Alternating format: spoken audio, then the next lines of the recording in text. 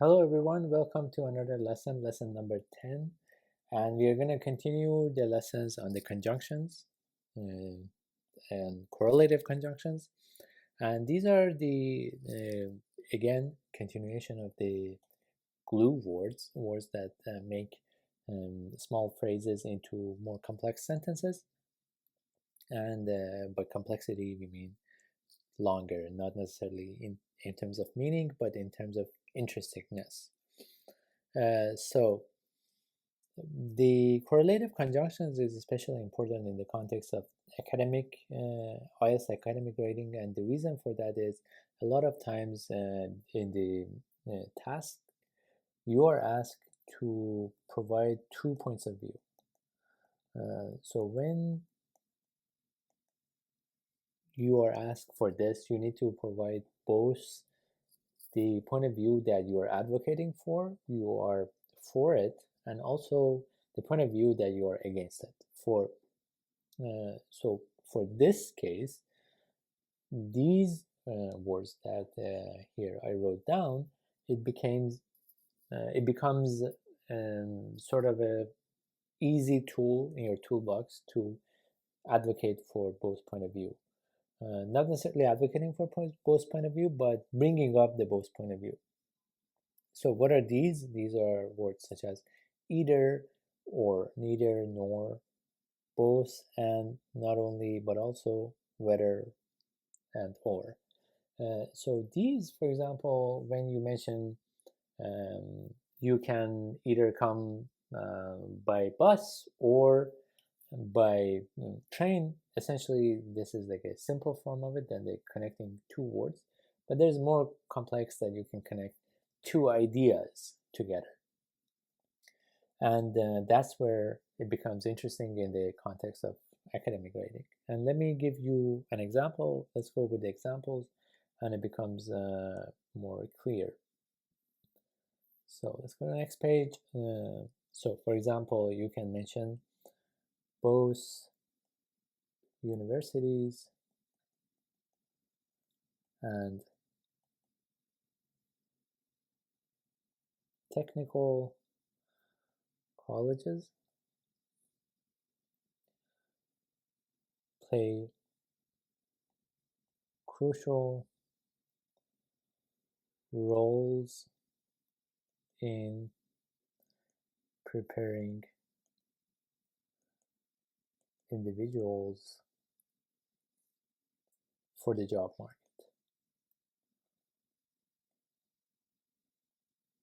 So you can imagine this is the task you are asked is, do you think universities or technical colleges are more important?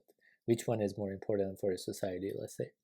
And you can open a paragraph, open your starting paragraph with a sentence like this, and it's a easy sort of providing both point of view, that like both can be important, and then you can build upon it. But by providing this form, you're giving some weights to either of them. You're not completely against one. And in general, that's a good way to build your paragraphs and eventually your essay. So that's why I'm saying in the context of IELTS academic grading, this kind of conjunctions is useful. And let's go another example. Is not only important to reduce emissions, but also to invest in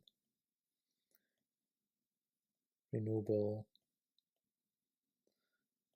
energy or renewable energy solutions. So you can tell again the question that has been asked is, what do you think is more important for to solve global warming, for example? And with this form, of not only, but also you are giving weight to both solutions, reducing emissions and also investing in renewable energy. So what is another example? Let's go an example with whether people use technology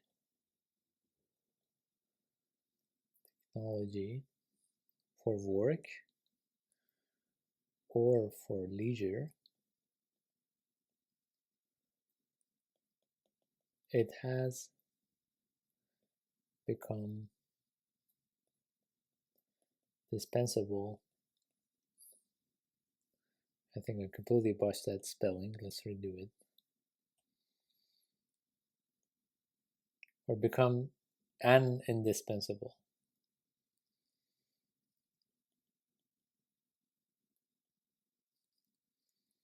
part of modern life.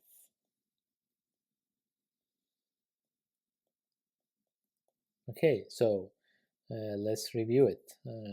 We have whether here and or here. So again, the topic could have been about the use of technology in modern life. Is it good or bad? But you are basically providing multiple point of view, not only technology for work, but also for leisure. And you can expand on either of them. You can bring examples for oh, I think I missed the word work here. So yeah, there is work here. So you can build examples for the kind of technologies like video sharing, and online meetings and those kind of things for work, and for leisure, watching movies at home, those kind of things. And you can, for example, provide pros and cons for each one and like build an argument around it.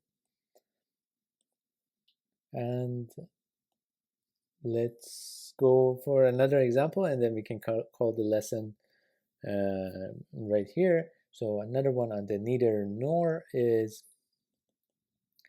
neither processed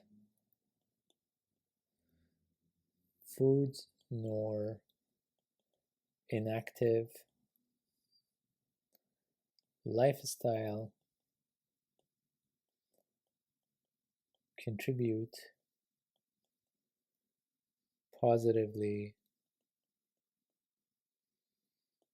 to an individual's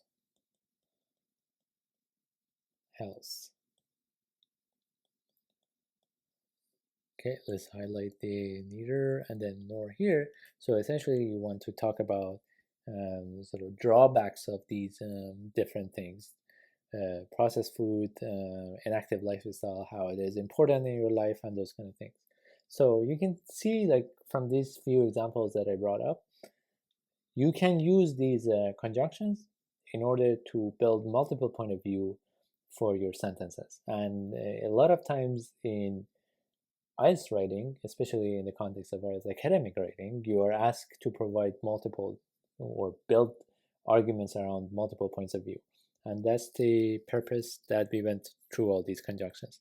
One last point regarding comma. Generally, comma is not used much for correlative conjunctions, but there are cases that you could use them if the clauses are too long. For example, you can use a comma to separate them out.